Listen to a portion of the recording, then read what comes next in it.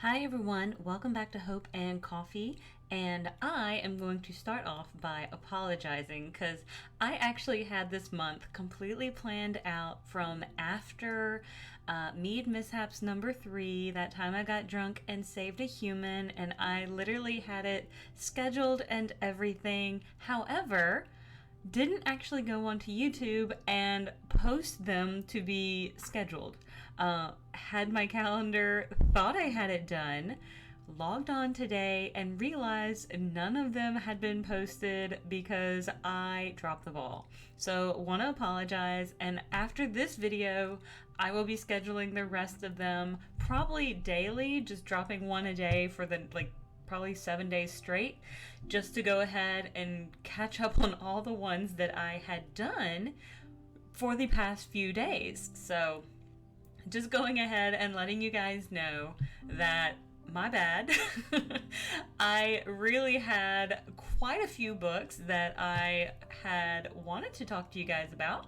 Really thought I had been talking to you guys about it. Absolutely wasn't. So anyway, going ahead and jumping into this one, which is going to be A View from the Stars by Cixin Liu. And many of you may know this name because he is going to be having his Three Body Problem book coming out on Netflix this month in March, which is also kind of one of the reasons that I wanted to do a highlight of this book, which will be dropping from Tor. And let me see real quick. I am looking. I believe it comes out April 9th. So just kind of looking for that. Now, this is going to be a collection of essays, forewords, interviews, and early works. Now, this is just going from Publisher Weekly, that this is a vital collection of that talks about from the preaches of the Church of Sci-Fi. So I do want to go ahead and preface that Chinese writers and Chinese sci-fi writers specifically kind of view the world of sci-fi writing a little bit differently than maybe American sci-fi writers. And I love the way when I read this particular book and when I went through it, how he explained it from his perspective. Now, apparently he's been writing for quite a long time. I actually did read Three Body Problem quite a few years ago at the recommendation of my friend Andrew, and honestly loved it. So I can't wait to see how Netflix does with this book, with this series. I'm hoping that I do believe that it's actually a couple of books, so I can't wait to see how it goes.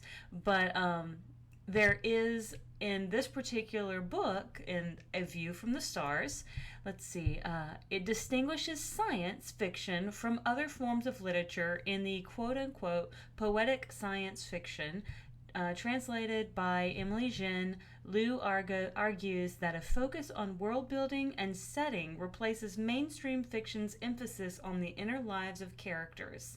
In Time Enough for Love, translated by Adam Lamphere, Liu, who conceives of science fiction's mission as bringing readers an appreciation of the grandeur of the universe, describes years spent feeling isolated as a reader and writer of the genre, standing solitarily on guard over a forlorn frontier.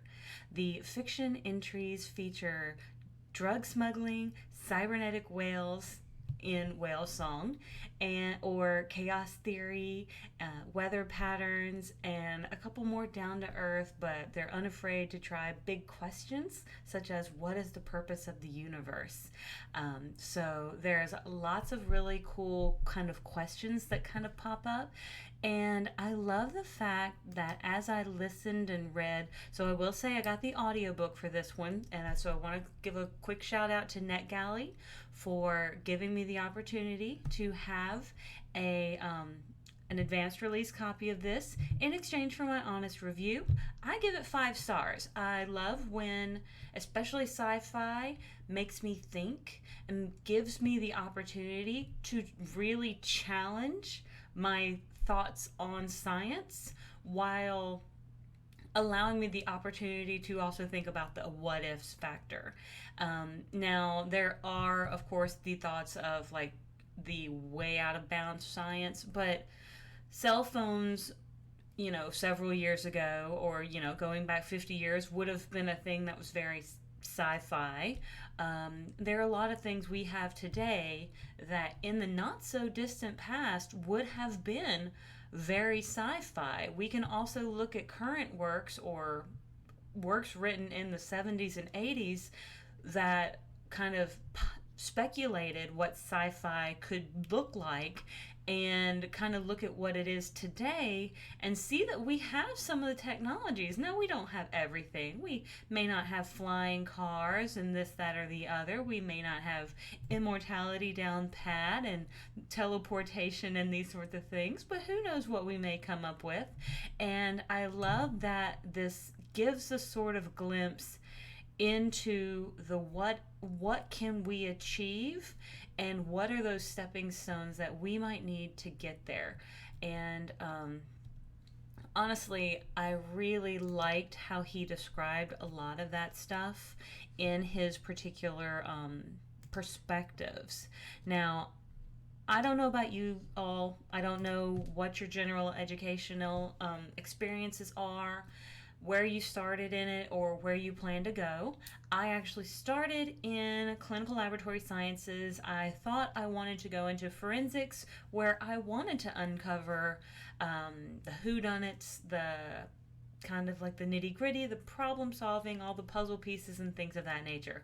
Realized it really wasn't my, I guess, my avenue, simply because it is very introverted, and I love speaking and talking to a broad range of people. And I think over time it could have been an extroverted sort of career. However, what I was doing at the time was not making me happy.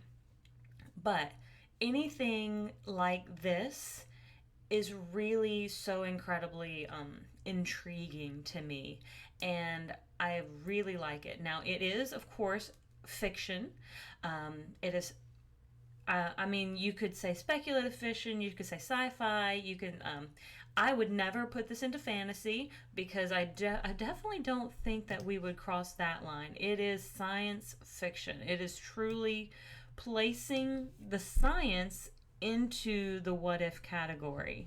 And going on to Goodreads, let's see.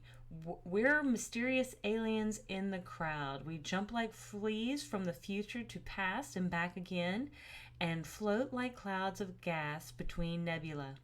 In a flash, we can reach the edge of the universe, or tumble into a quark, or swim within a star core. We're as unassuming as fireflies, yet our numbers grow like grass in spring. We're sci-fi fans. We, sci-fi fans, are people from the future. And that is from Cixin Liu, who, from the essay Sci-Fi Fans, A View from the Stars.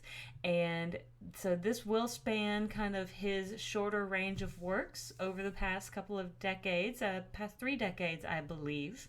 And so these are some of his more nonfiction essays. However, nonfiction essays are kind of his thoughts on various topics. Now, of course, what he's writing about is science fiction. And so that's where you kind of get to put that general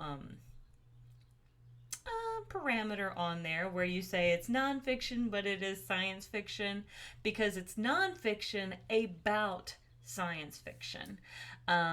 And again, it's going to shed light on his experiences as a reader, as a writer, as a lover of science fiction, especially coming from China, and kind of how it kind of evolved from his perspective here in the United States. What we went through is different than what he went through, and I think that's really important to note. So I really would love your perspective on this. I think he's very intelligent. I love the fact that he's got some really great thoughts on this. And honestly, maybe he's the Chinese version of a Jules Verne. Who knows? I think he loved Jules Verne. You can definitely tell because he mentions it whenever he's talking about sci fi. And he was reading it and he thought his dad was going to get mad at him for reading it. But honestly, his dad just was like, well, that's science fiction, and kind of let it go. And it kind of set a precedent for him of like, that's a turning point for him. So that's kind of cool because as I think back in my own kind of like what was a science fiction book that was a turning point for me, and I guess the one that stands out is A Wrinkle in Time of tesseracts and like time folding and bringing points together, kind of like 2 points coming together and kind of creating a little bridge. Or so I think that's always been really cool, and to have it such a level that, I mean, even kids could understand it, where you bring the 2 points of fabric together and like a bug can cross over it or what have you. But anyway, I would love to know what you think, if this might be a book that you would read or pick up. I don't know how you feel about essays and short stories, but that was another reason I also wanted to bring this out as well. Check out Three Body Problem, coming out on Netflix. Now again, this is not sponsored in any way. I'm hoping that it's good. I have no idea whatsoever. But it read pretty well, and I'm kind of interested to see how they interpret it. And totally apologize that I look kind of really crazy. I have a hair that is attacking my eyeball at the moment. I was up until like 1 a.m. because I got to go see like my favorite band, and it was like 2 hours away, and then I had to drive back the 2 hours, so I got home at like 1 a.m. and then of course my puppies were like all up in arms about it, and then they really had a lot to say about it. So I finally went to bed, and then of course they got me up at their usual time, which was not super fun. And then I spent the entire day cleaning and organizing. So all of that to say, it has been a day, but I am glad to be back. I am so sorry I missed all the days that I intended to be posting, and I will do better. So thank you so much for tuning in. I will see you guys on the next page, and please bear with me. I promise I'll do better. Until next time, bye.